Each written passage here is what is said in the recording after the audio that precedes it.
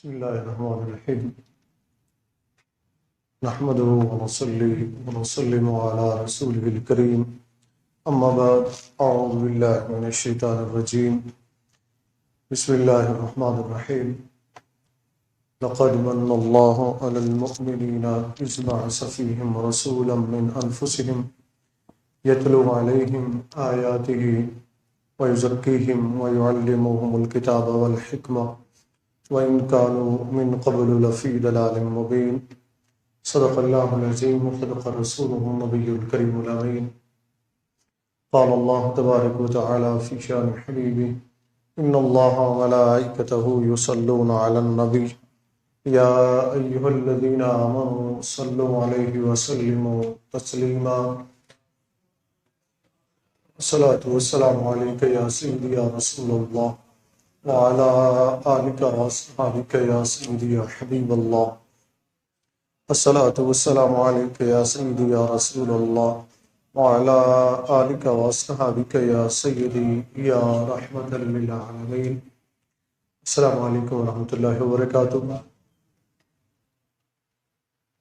عزیزان گرامی قدر، ہمارا موضوع گفتگو جو چل رہا ہے وہ یہ نبی اکرم نور مجسم رحمت عالم صلی اللہ علیہ وآلہ وسلم جب اس دنیا میں تشریف لائے تو اللہ رب العزت نے آپ کو کیا ذمہ داریاں سونپی اور آپ صلی اللہ علیہ وآلہ وسلم نے وہ کام کس طریقے سے سر انجام دیے، بعثت رسول صلی اللہ علیہ وآلہ وسلم کا جو بنیادی مقصد ہے وہ کیا تھا۔ گزشتہ جمعۃ المبارک ہم نے گفتگو کی تھی یتلو علیہم آیاتہ، کہ وہ اللہ کی آیات کو تلاوت فرماتے ہیں، یہ آپ نے سماعت کیا تھا، اور ان آیات مقدسہ کو تلاوت کرنے کی جو تاثیر تھی اس کے متعلق بھی میں نے عرض کیا تھا، پھر اس کے جو اثرات مرتب ہوئے اس کے بارے میں بھی آپ نے سماعت کیا، اور پھر جنہوں نے بارگاہ رسول صلی اللہ علیہ وآلہ وسلم سے قرآنی آیات کی تلاوت کو سیکھا، آگے پھر ان آیات کو تلاوت کیا اسی انداز میں، اسی مقصد کے تحت جو رسول اللہ صلی اللہ علیہ وآلہ وسلم کا تھا۔ تو پھر سیدنا ابوبکر صدیق رضی اللہ تعالی عنہ کی صورت میں ہمیں نظر آیا کہ انہوں نے بھی اپنی تلاوت سے انقلاب برپا کر دیا۔ تو اس میں آپ نے یہ بھی سماعت کیا تھا کہ آخری زمانہ جس کے متعلق حدیث پاک میں نے پیش کی تھی، مفہوماً دوبارہ اس کو ذہن میں رکھ لیں کہ ایسا زمانہ بھی آئے گا کہ قرآن کی تلاوت کثرت سے ہوگی، قرآن کی تلاوت کثرت سے ہوگی، بہت زیادہ قرآن کے قاری بھی ہوں گے، حافظ بھی ہوں گے، پڑھنے والے بھی ہوں گے، لیکن قرآن حلق سے نیچے نہیں اترے گا۔ تو اس پر جو محدثین کرام نے اس کی شرح فرمائی ہے اس کا خلاصہ بھی میں نے پیش کر دیا تھا۔ اس کا مقصد یہ ہے کہ قرآن تو وہ پڑھیں گے، لیکن اس قرآن پڑھنے کا مقصد کچھ اور ہوگا، مقصد اصلاح نہیں ہوگا، مقصد انسان کی تربیت نہیں ہوگا، مقصد یہ نہیں ہوگا کہ ہم قرآن پڑھ رہے ہیں، کسی کو سمجھ بھی آ رہی ہے کہ نہیں سمجھ آ رہی ہے، بے دھڑک پڑھے جائیں گے، تلاوتیں کیے جائیں گے، مگر اس کا فائدہ کوئی نہیں ہوگا، اور وہ منظر ہم دیکھ رہے ہیں اپنی آنکھوں کے سامنے۔ کس کس چیز کو ہم سوچیں اور اس پہ بات کریں، دل تو چاہتا ہے ہر ایک موضوع پہ بات کی جائے، مگر اتنا وقت بھی نہیں ہوتا، دوسرا کچھ حالات بھی ایسے ہو گئے کہ جب آپ بات کرتے ہیں تو بعض لوگ یہ سمجھتے ہیں کہ یہ جی ہمارے خلاف بات ہو رہی ہے، حالانکہ بات جرنل ہو رہی ہوتی ہے۔ اب یہ بات عام ہے اور حدیث پاک کا مفہوم میں نے پیش کیا. اب یتلو علیہم آیات ہی، اگر قرآنی آیات کی تلاوت اس مقصد کے تحت کی جائے جو نبی کریم صلی اللہ علیہ وسلم کا تھا، تو پھر آپ صلی اللہ علیہ وسلم کے کئی سو سال بعد اگر آپ جب دیکھتے ہیں اپنی تاریخ کو، تو ہلاکو خان کے دور کو دیکھ لیں، جب اس نے بغداد کی گلیوں میں مسلمانوں کے سروں کے مینار بنا دیے تھے. مسلمانوں کے سروں کے مینار بنا دیے تھے. اس وقت مسلمان عیاشی میں مبتلا تھے. مسلمانوں کے حکمران عیاشیوں میں مبتلا تھے، اور بغداد کی گلیوں میں مسلمانوں کا خون اس طرح بہایا گیا جس طرح ندی میں پانی بہتا ہے. غیرت مسلم پھر بھی نہ جاگی. آج ہم شکوہ کرتے ہیں کہ فلسطین میں مسلمانوں کا خون بہایا جا رہا ہے اور غیرت مسلم پھر بھی نہیں جاگ رہے. میں اگلے دن ایک دوست کی سوشل میڈیا پہ چھوٹی سی انہوں نے پوسٹ لکھی تھی، پڑھ رہا تھا تو اس کے نیچے میں نے ایک کمنٹ کیا، وہ آپ کے سامنے بھی رکھ دیتا ہوں. انہوں نے لکھا تھا کہ ہم بچپن سے سنتے آئے ہیں کہ ہمارے پاکستان کے پاس ایسے میزائل موجود ہیں کہ ہم بٹن دبائیں گے تو 3 منٹ میں اسرائیل کو تباہ کر دیں گے. اسرائیل کو تباہ کر دیں گے. اور یہ بات حقیقت ہے، آپ نے ہم نے سب سنی ہے کہ نہیں سنی ہے جی؟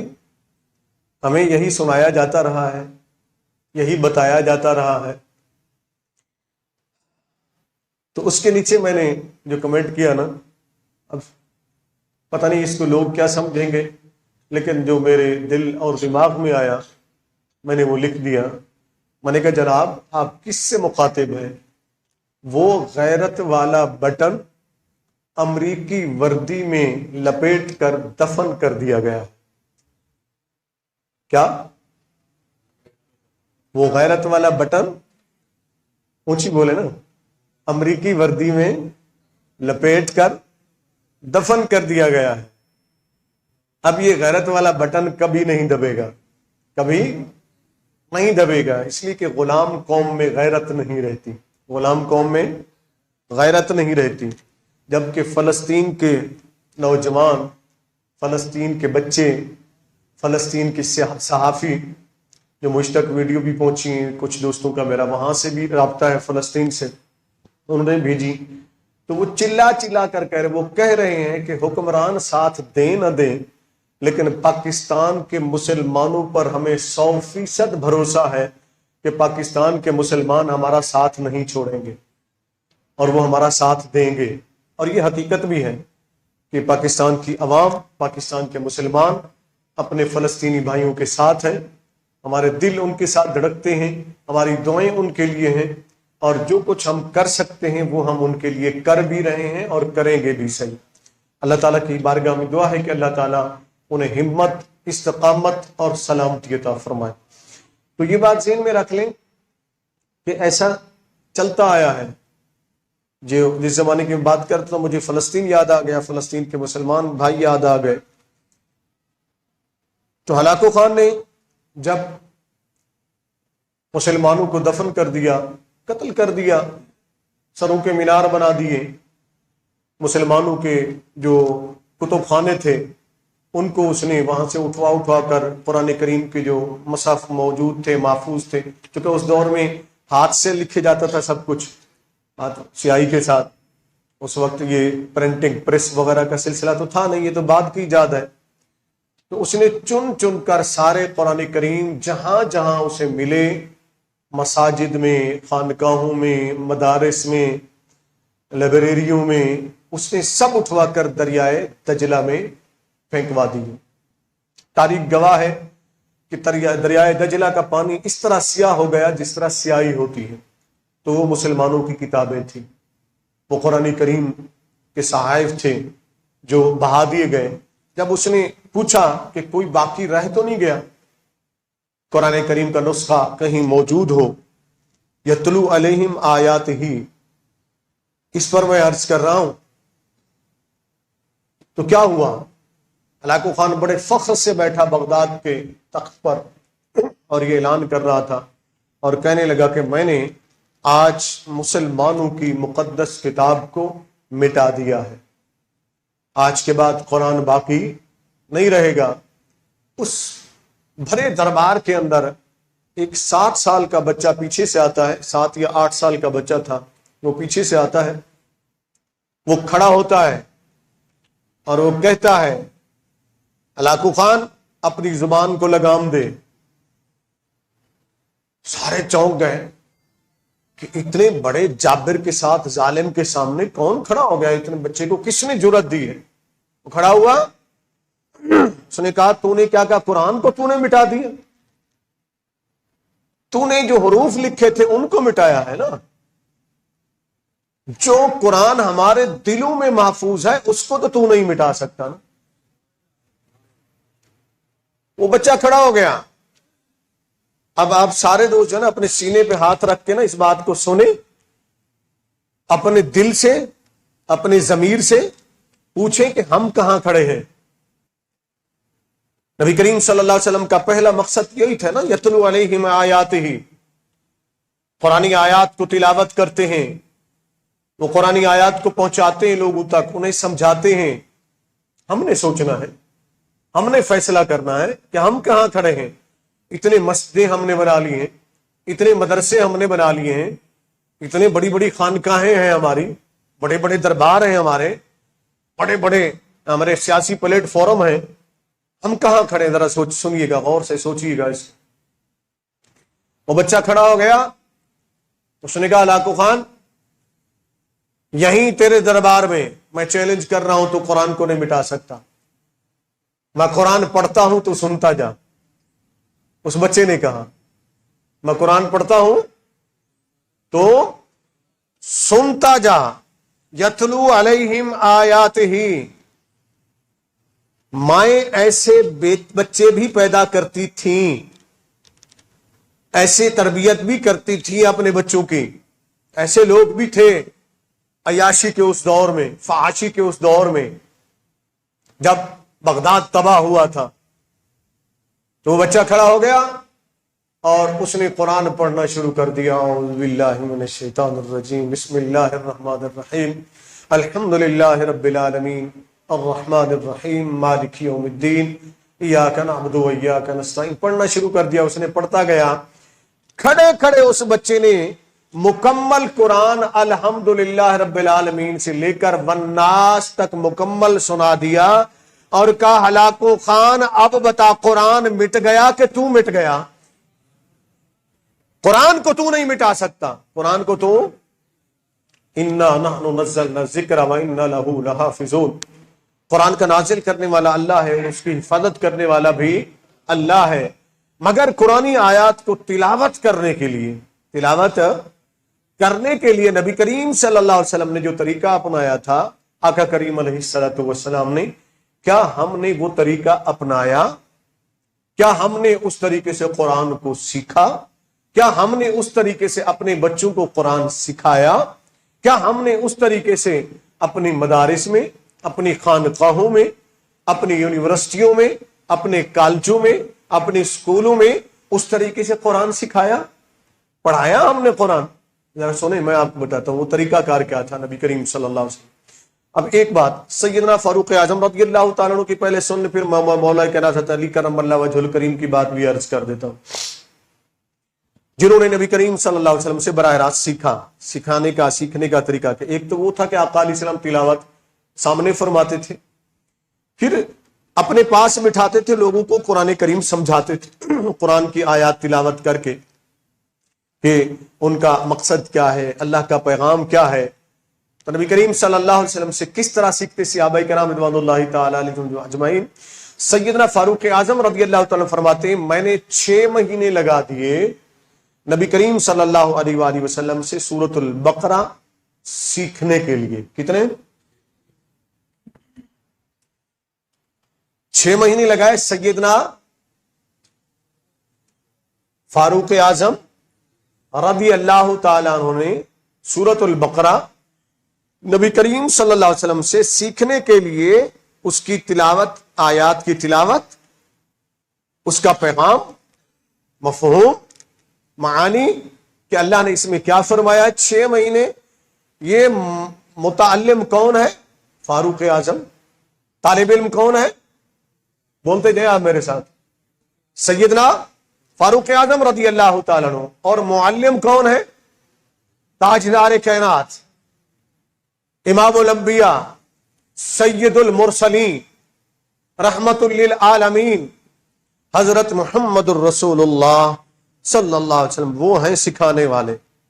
فاروق اعظم رضی اللہ تعالیٰ فرماتے 6 مہینے. انداز کیا تھا؟ فرماتے ہیں ظاہر جب صحابہ میں بیٹھتے تب بھی سیکھتے تھے، لیکن یہ جو 6 مہینے الگ سے میں نے لگائے، یہ وہ وقت تھا جب رات کو تنہائی میں میرے آقا کریم علیہ السلام مجھے بلاتے، مجھے ٹائم عطا فرماتے، اور میں تنہائی میں بیٹھ کر آقا کریم سے سیکھا کرتا تھا.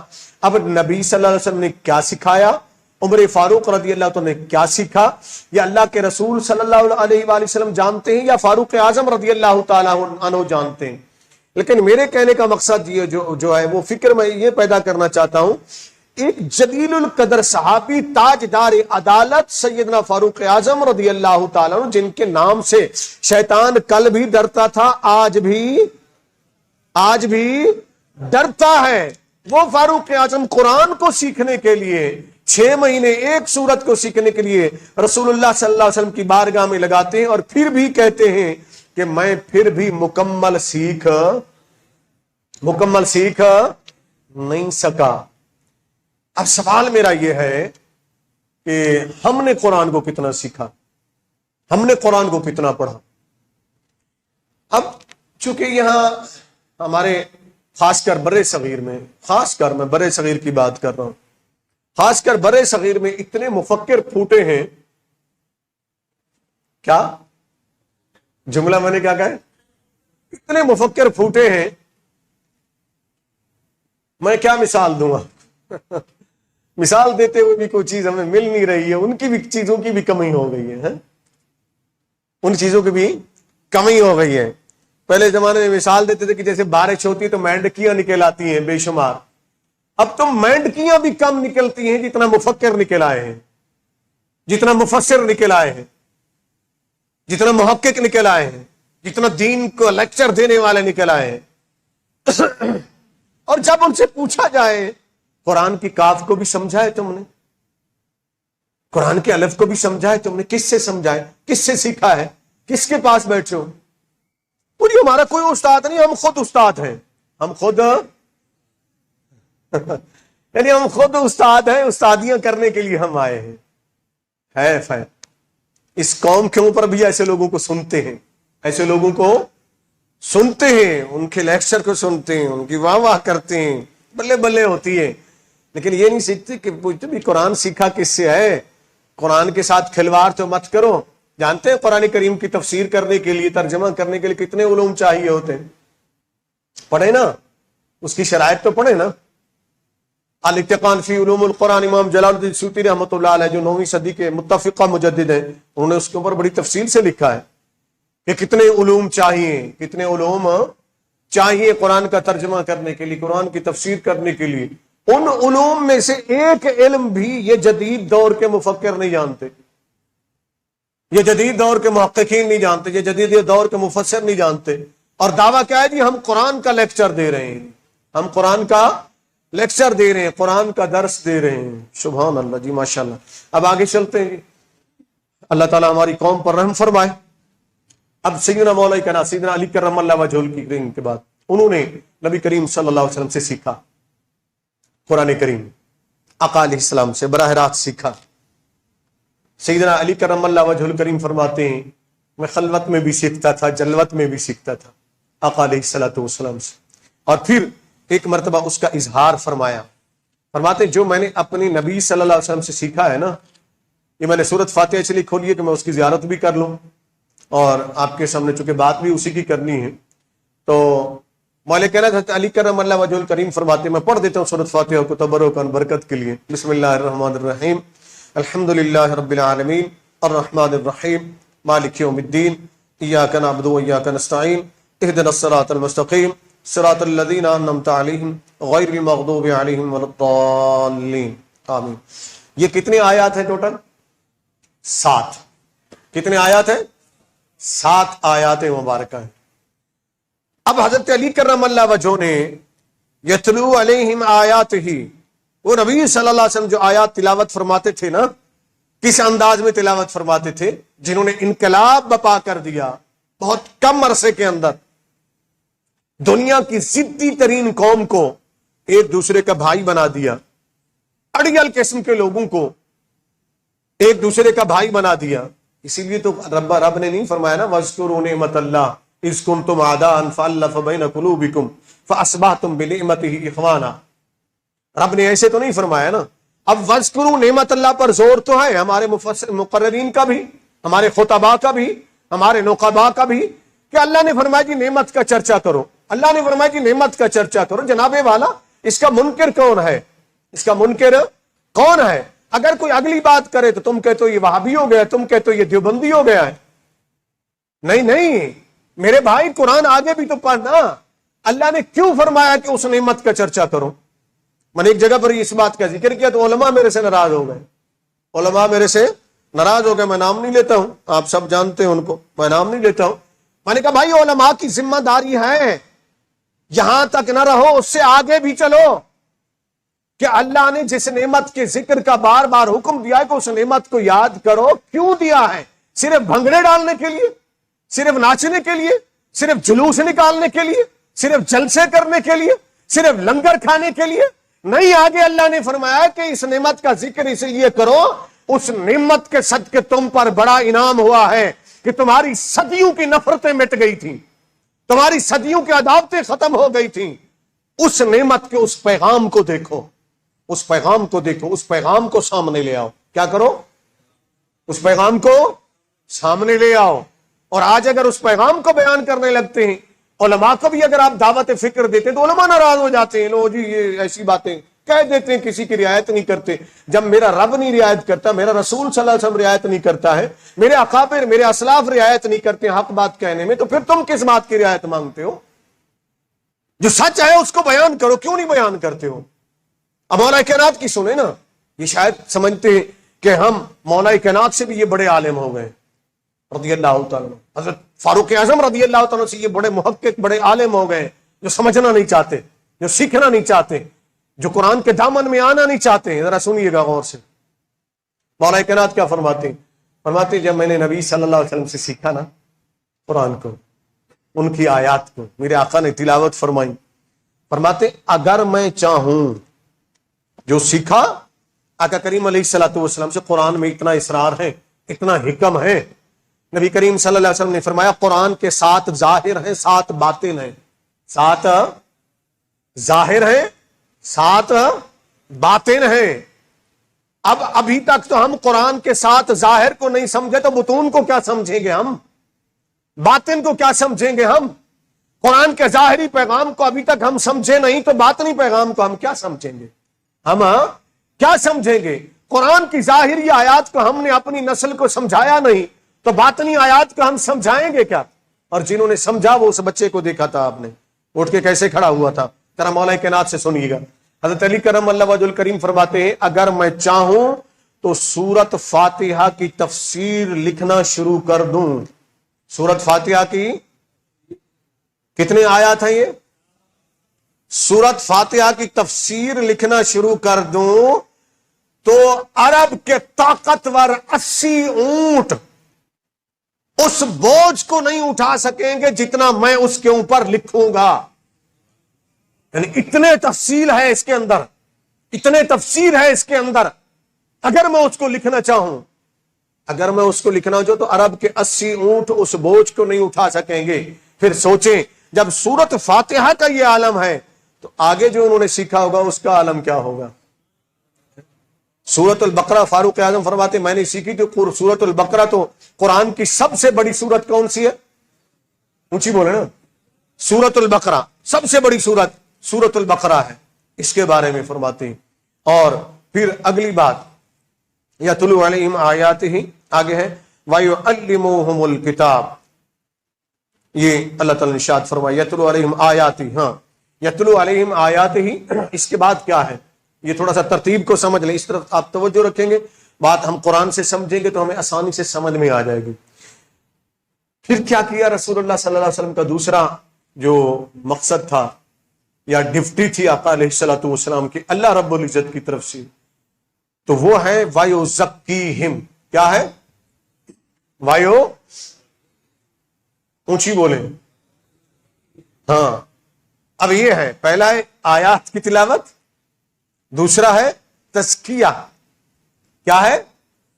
تیسرا پھر آگے آتا ہے وَيُعَلِّمُهُمُ الْكِتَابَ، تعلیم کتاب کی بات تو بعد میں آتی ہے نا، پہلے آ گئی ہے بات تزکیے کی۔ کس کی بات آ گئی ہے؟ اب تزکیہ کیسے فرمایا نبی کریم صلی اللہ علیہ وآلہ وسلم نے؟ میں چھوٹی سی آپ کو مثال دیتا ہوں۔ آقا کریم علیہ الصلوۃ والسلام بیٹھے ہوئے، حسنین کریمین رضی اللہ تعالیٰ عنہما، آپ کے نواسے، آپ کے بیٹے آپ کے ساتھ بیٹھے ہوئے، ایک ٹوکرا کھجوروں کا آتا ہے، وہ آپ کی خدمت میں پیش، غور سے سنیے گا، بظاہر یہ لوگ معمولی سی باتیں سنا کر چلے تو جاتے ہیں، لیکن جس مقصد کے لیے ہوتی ہے اس کو نہیں بیان کرتے، ذرا غور سے سنیے گا، بات آپ کو سمجھ میں آ جائے گی۔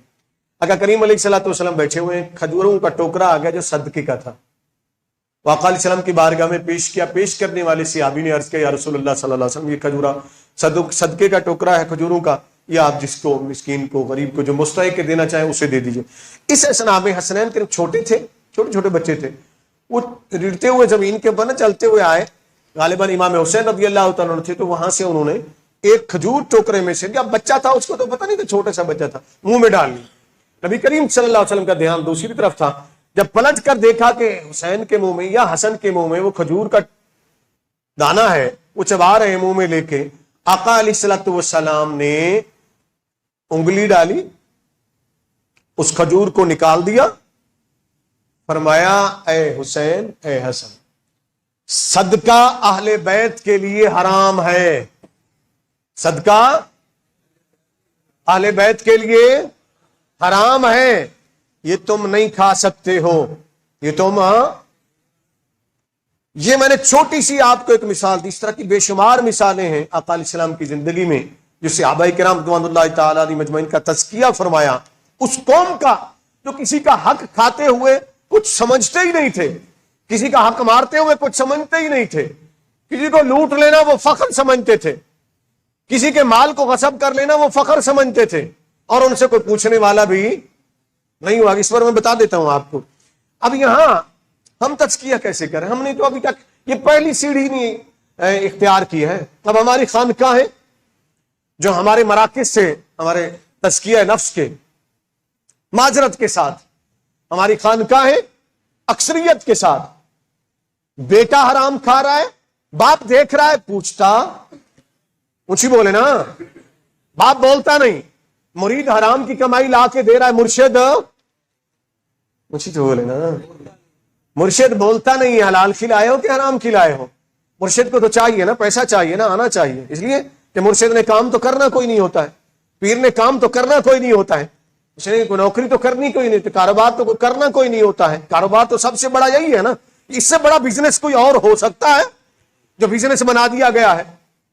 مردوں کے نام کا ہم کھاتے ہیں، پھر کہتے ہیں کہ ہمارے ضمیر زندہ نہیں ہوتے، اور جب مردوں کا کھانا چھوڑو گے تو تمہارے ضمیر زندہ ہوں گے نا۔ کبھی باتیں کبھی سن بھی لیا کرو اور کبھی سوچ بھی لیا کرو اور اس کے اوپر فکر بھی کر لیا کرو۔ یہاں سب کھائے جا رہے ہیں، وہ سیاستدان ہیں، وہ مذہبی لیڈر ہیں، وہ کوئی بھی ہے، وہ دکاندار ہے، وہ تاجر ہے، ہم جس شعبے میں بیٹھے ہوئے ہیں، میرے آقا نے ابتدا یہاں سے فرمائی تھی کہ پہلے تزکیہ کرو پھر علم حاصل کرو۔ کیا؟ پہلے تزکیہ کرو پھر آگے وہ یعلمہم الکتاب، اس پر آگے انشاءاللہ میں گفتگو کروں گا، انشاءاللہ تفصیل سے بتاؤں گا آپ کو کہ وہ تعلیم کیسے دی ہمارے نبی صلی اللہ علیہ وسلم۔ یہ تزکیہ ہو رہا ہے۔ اب یہ امام حسن حسین ان کے منہ سے نکال دیا، ٹھیک ہے نا جی۔ اب آقا علیہ السلام نے تزکیہ کیسے فرمایا، لوگوں کی اصلاح کیسے فرمائی، لوگوں کو کیسے ذہن دیا، ذرا غور کیجیے گا۔ ایک بات میں نے عرض کی تھی کہ جو جیسے چاہتا تھا لوٹ لیتا تھا، غصب کر لیتا، کوئی پوچھنے والا، جیسے آج آپ کے پاکستان میں کوئی پوچھنے والا ہے؟ پاکستان میں کوئی قانون ہے؟ پاکستان میں کوئی آئین ہے نہیں ہے نا، اس لیے کہ یہاں نہ آئین کی حکومت ہے نہ اسلام کی حکومت ہے، کسی کی حکومت نہیں ہے، کسی کی حکومت نہیں. جس کی حکومت ہے وہ آپ بھی جانتے ہیں، میں بھی جانتا ہوں، پوری قوم جانتی ہے، پوری قوم جانتی ہے. تو جہاں کوئی قانون نہ ہو نا، پھر جس کی لاٹھی اس کی بحث ہوا کرتی ہے. وہ کفر کا نظام ہے جو صدیوں سے چلا آ رہا ہے. اور پہلے بھی یہی ہوا کرتا تھا. مکے میں تاجر آتے، میں چھوٹی سی وہاں سے آپ کو مثال دے دیتا ہوں. تاجر آتے مال لے کر، جب لے کر آتے تھے تو وہاں کا کوئی بھی سردار اٹھتا ان کا مال لوٹ لیتا. مال لوٹ لیتا. سردار تو مکے کا وہی تھا نا، بات کو سمجھیے گا. مکے کا سردار جب لوٹ لے، جس کے شہر میں کوئی رہتا ہو، جس کے شہر میں کوئی آیا ہو،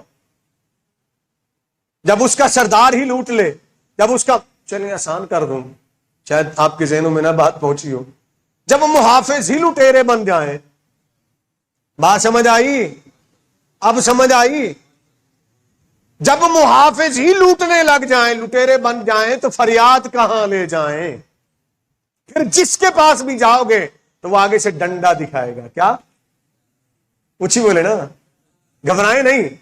میں اس دور کی بات کر رہا ہوں، اس لیے کہ ہماری قوم تو بیچاری بڑی ڈرتی ہے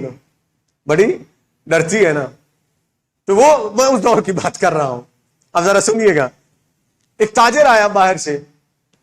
جب باہر سے وہ آیا، اس نے آ کر اپنا مال رکھا بیچنے کے لیے. سارے سردار پہنچ گئے خریدنے کے لیے. ابو جہل وہاں، یہ سب سے بڑا سردار تھا نا مکے کا، یہ پہنچا. عمر بن حشام اس کا نام تھا. ابو جہل تو نبی کریم صلی اللہ علیہ وسلم نے اس کا نام دیا نا، فرمایا یہ میری امت کا فرعون ہے، اس کا نام ابو جہل ہے. یہ ابو الحکم کہلاتا تھا. کیا کہلاتا تھا؟ ابو الحکم، حکمتوں کا باپ. بڑی حکمت بڑی گفتگو کرتا تھا، بڑا دانا تھا. یہ جاہل نہیں تھا، یہ ان پڑھ بھی نہیں تھا، ابو الحکم کہلاتا تھا. اتنی تعلیم تھی اس کی، بڑے بڑے لوگوں کو یہ چیلنج کرتا تھا. میرے نبی نے فرمایا تو ابو الحکم نہیں، تو ابو جہل ہے. اس کا نام ابو جہل ہی پڑ گیا. ابو جہل ہی پڑ گیا. اس کا اصل نام بھی لوگ بھول گئے. عمر بن حشام یہ گیا، یہ سردار تھا مکے کا. یہ گیا، اس نے مال کی بات کی، طے ہوا، سارا مال اس کا اٹھایا، گھر لے گیا. کیا کیا؟ اور باقی جو سردار کھڑے نا، اس کو دیکھا، دوسرے کو دیکھا، اس کو دیکھا، یوں کیا، اشارے، سب کو اشارے کیا ہو گئے؟ اشارے ہو گئے. میں یہ کرنے لگا ہوں، خبردار تم نے قلم اٹھایا. بات سمجھے؟ ہم یہ کرنے لگے، خبردار تم نے قلم اٹھایا، خبردار تم نے آواز اٹھائی، خبردار تم بولے. مل کے کریں گے نا، مل کے کریں گے، مل کے کھائیں گے. فکر مت کرو، لے کے میں جا رہا ہوں بظاہر، لیکن تمہارا حصہ تمہارے پاس پہنچ جائے گا. اگر نہیں یقین آتا تو 76 سال کی تاریخ نکال لو پاکستان کی، کہ کس نے کس طرح جائیداد بنائی ہے، کس نے کس طریقے سے مال بنایا ہے. جو سینکڑوں پہ آئے تھے تو وہ اربوں کے مالک کیسے بن گئے ہیں. جس کی تنخواہ 1 لاکھ روپے تھی، 5 لاکھ روپے بچے کی فیس کیسے دیتا ہے مانا. یہ سوال تو بنتا ہے نا. اس قوم کی، قوم سوال کرے تو پھر قوم مجرم، قوم کو لٹکا دیا جاتا ہے. اب سنیں کیسے یہ لوگ لوٹتے ہیں. ابو جہل مال لے کر چلا گیا. وہ وعدے کے مطابق وہ مسافر تاجر آیا، گیا اس کے گھر پیسے لینے کے لیے، کہ بھئی آپ نے طے کیا تھا بھی گھر پہ آنا، پیسے لے آنا، میرے پیسے دے دو. آگے سے پتہ کیا کہتا ہے؟ کون سے پیسے؟ کیسے پیسے؟ کون سے پیسے؟ کیسے پیسے؟ کس چیز کے پیسے مانگنے آیا ہو؟ کوئی گواہ ہے تمہارے پاس؟ اب بیچارے پاس گواہ ہوتا تو لاتا نا. گواہ تو وہی تھے نا جو اس لوٹ میں شامل تھے، جس کے خلاف چاہتے گواہی دے دیتے، جس کے خلاف چاہتے تھے مکر جاتے تھے. یہ وہ نظام ہے، وہ گیا اس سردار کے پاس. 7 سرداروں کے ڈیرے لگتے تھے مکے کعبۃ اللہ کے ارد گرد. 7 کے پاس وہ گیا، ہر ایک نے اس کو ٹھکرا دیا، اس کا ٹھٹھا اڑایا، اس کا مذاق اڑایا، اور اس کو کہنے لگے کس بات کے تم پیسے مانگنے آئے ہو؟ کس کو تم نے مال دیا تھا؟ وہ جب تھک ہار گیا، آخری گروہ کے پاس گیا، تو کہنے لگا یار کوئی تو مجھے بتا دو جو مجھے انصاف دلا دے. اور وہاں وہ چیخنے لگا, چلانے لگا اونچی اونچی آواز میں, ہے مکے کے لوگوں, پھر کون تمہارے پاس تجارت کرنے آئے گا؟ جب کوئی تمہارے پاس آتا ہے تم اسے بھی لوٹ لیتے ہو, اس کا مال غصب کر لیتے ہو, پھر کون تم پر اعتماد کرے گا؟ کون تم پر؟ میں موجودہ حالات پر نہیں بات کر رہا ہوں, کوئی اس سے نہ جوڑ دے, میں اس ابو جہل کے دور کی بات کر رہا ہوں, نبی کریم صلی اللہ علیہ وسلم کی ساری آیات مبارکہ کی بات کر رہا ہوں, ان سرداروں کی لوٹ مار کی بات کر رہا ہوں جب وہ لوٹا کرتے تھے.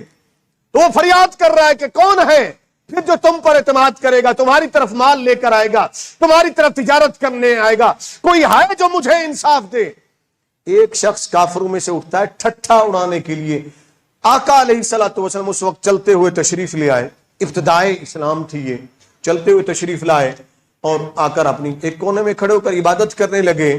انہوں نے مذاق اڑانے کے لیے کہ محمد کے پاس اس کو بھیجتے ہیں, ایک دوسرے کو اشارہ کیا کہ اس کے پاس جاؤ, جب وہ انصاف نہیں دلا سکے گا تو پھر ہم تالیاں بجائیں گے, پھر ہم ہا ہا کریں گے, پھر ہم مذاق اڑائیں گے. یہ ٹھٹھے اڑانا, یہ ہا ہا کرنا, یہ کفار کی عادت ہے, مومن کی عادت نہیں ہے. مومن اس طرح ہا ہا کر کے ٹھٹھے نہیں اڑایا کرتا ہے, مذاق نہیں اڑایا کرتا ہے. ذرا غور کیجئے گا. انہوں نے بھیجا, اشارہ کیا, کہا جاؤ وہ جو آیا ہے نا سامنے, وہ تیری مدد کر سکتا ہے. اب نبی کریم صلی اللہ علیہ وسلم تو ابھی ابتدا تھی, ساتھی بھی نہیں تھے. یہ گیا, کہنے لگا جی میں آپ کے پاس آیا ہوں. کیسے آئے ہو؟ کہا مجھے ان سب نے کہا ہے کہ وہ تمہیں انصاف دلائیں گے, میں اس طرح مالک ساری اس نے روز میرے اور آپ کے نبی اٹھے, یتلو علیہم آیاتہ, وہ حق علم بردار, وہ داعی حق, وہ داعی اللہ اٹھے. آپ کے اور میرے نبی صلی اللہ علیہ وسلم اس وصف کو مومن کو اپنے اندر پیدا کرنا ہوگا. پیدا کرو گے تو جیو گے, نہیں تو نسل در نسل مرو گے, نسل در نسل غلام رہو گے. سنو, آپ کے اور ہمارے نبی نے کیا کیا؟ اٹھے, کوئی ساتھ نہیں تھا, معاشرہ پورا مخالف تھا. آپ کے اور میرے نبی اٹھے صلی اللہ علیہ وسلم کا, چلو میں تمہارے ساتھ چلتا ہوں. نبی کریم صلی اللہ علیہ وسلم سیدھے چلے. اب یہ پیچھے خوش ہو رہے ہیں سردار کے, دیکھیں کیسے یہ انصاف دلاتا ہے, ہم اس کا مذاق اڑائیں گے, کون دے گا اس کو؟ ابو جہل کے ساتھ جب ہم سارے سردار کھڑے ہوئے ہیں, لٹیرے ہم سب ایک ساتھ کھڑے ہوئے ہیں, تو محمد کیسے انصاف دلائے گا؟ میرے کریم آقا علیہ الصلوۃ والسلام پلٹ کر بھی نہیں دیکھتے ان کی طرف, اس لیے کہ وہ جانتے تھے کہ میں داعی حق ہوں, میں داعی اللہ ہوں, میں حق کی دعوت دینے والا ہوں, میں صرف اللہ سے ڈرتا ہوں, کسی اور سے. آقا چلے, ابو جہل کے دروازے پر پہنچے. جب آقا وہاں پہنچے, ابو جہل کے دروازے پر دستک دی. ابو جہل اندر سے نکلا, دیکھا کہ محمد صلی اللہ علیہ وسلم کھڑے ہوئے اور وہ سائل بھی, تاجر بھی کھڑا ہوا ہے. ابو جہل کانپنے لگ گیا. کیا؟